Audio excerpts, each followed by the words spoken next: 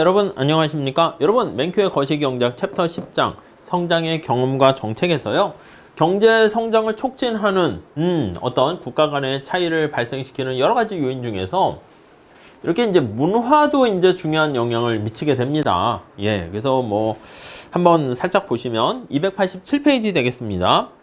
자, 문화가 뭐야? 하면은 이 문화에 필요한 어떤 팩터들을 한번 잡아보면 거기 보니까 밑에서 두 번째 줄에 일국의 문화는 해당 국가 국민들의 가치, 국민들이 어떤 가치를 가지고 있는가, 마음가짐, 마음가짐, 그리고 신념, 이런 것들을 우리가 바로 문화다 이렇게 집약해서 표현할 수 있겠습니다. 많은 사회과학자들에 따르면 문화는 경제 성장에 중요한 영향을 미친다 그렇게 얘기했습니다. 자, 유명한 사회학자인 막스 베버 같은 경우에는 베버는요 1905년에 책 프로테스탄트 윤리와 자본주의 정신 이렇게 얘기했습니다.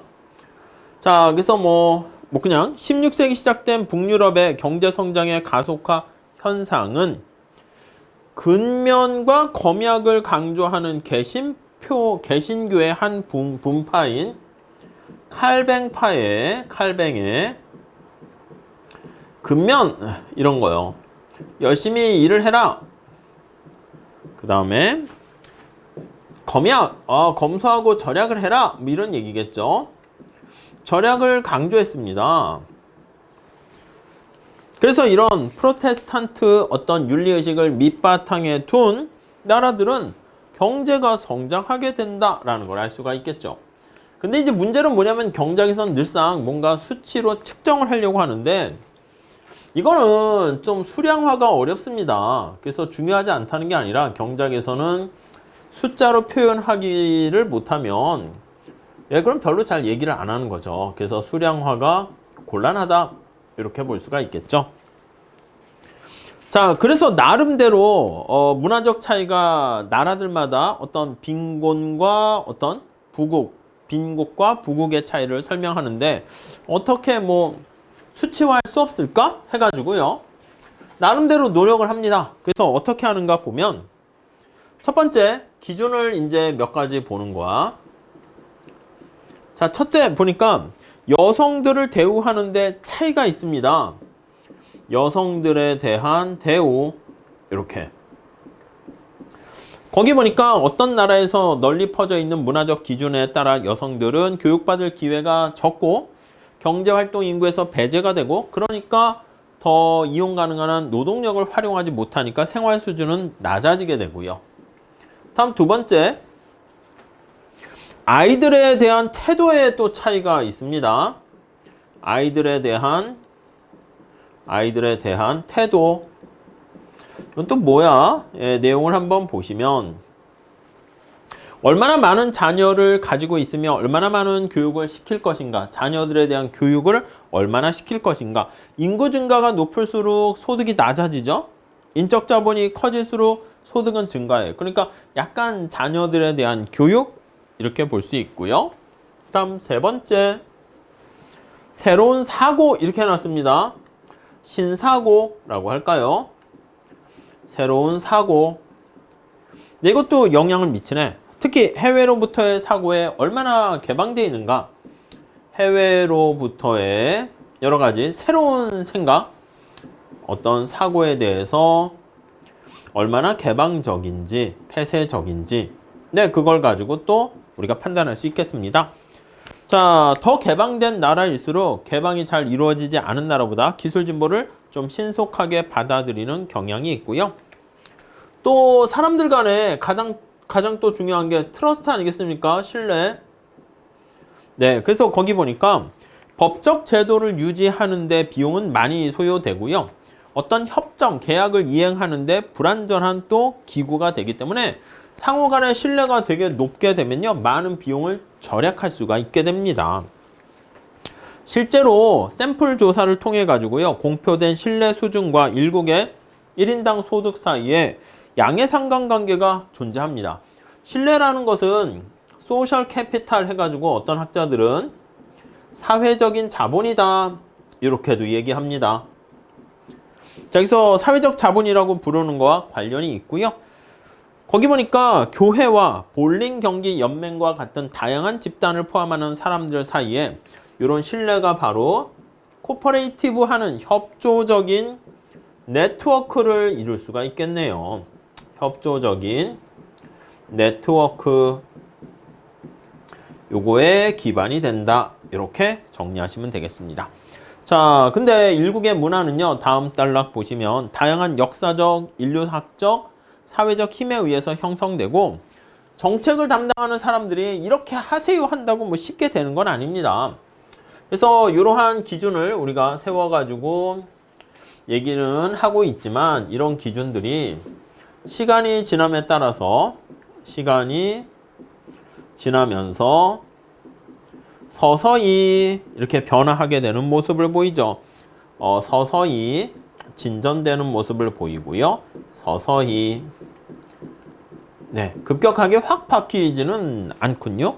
정책을 지원하는 역할을 수행할 수가 있게 됩니다.